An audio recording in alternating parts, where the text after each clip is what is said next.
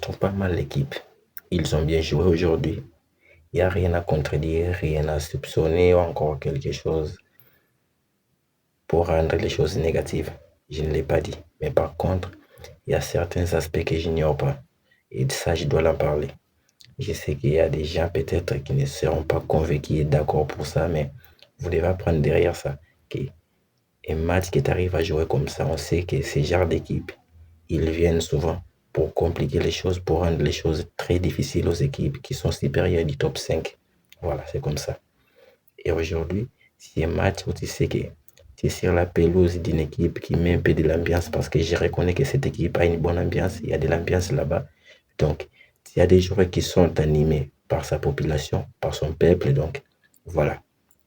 Et au final, quand tu n'arrives pas à faire très attention, tu vas te faire punir. Et là, sur cette erreur que les gardiens d'FC Barcelone a commis, moi, à un certain moment, j'avais mal.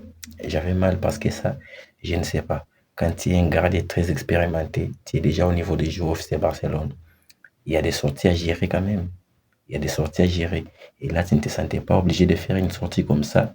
Tu arrives à faire une sortie ratée, complètement ratée là. C'est un but qui entre. Voilà. Tu vois au final. Pourquoi? Parce que ces genres d'équipe, au moment où ils arrivent à te marquer un but, si tu ne fais pas très attention, tu perds le match. Ou encore, tu perds des points. C'est comme ça. Donc aujourd'hui, je félicite mentalement ce qu'ils ont fait l'FC Barcelone. Je le sais parce que je ne les attendais pas qu'ils soient au niveau comme ça. Mais je les ai vus avec un niveau très fort, mentalement, physiquement comme ça. Ils ont tout donné pour inverser le match, pour revenir dans les matchs et prendre les devants. Et ensuite gagner les 3 points. Ça, c'est bien, j'ignore pas. Mais cet aspect-là, quand tu sais que dans ton équipe, il y a une forte concurrence parce qu'il y a 3 gardiens quand même, on parle des 3 gardiens. Il y a Marc-André Ter Stegen, il y a Chesney qui est là et toi, tu viens d'arriver. Voilà, tu viens d'arriver. Donc, tu as énormément de choses à prouver.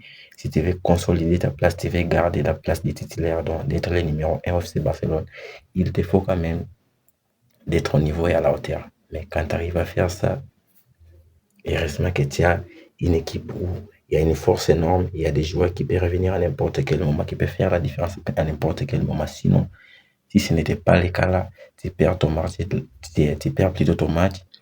Je pense que tu aurais été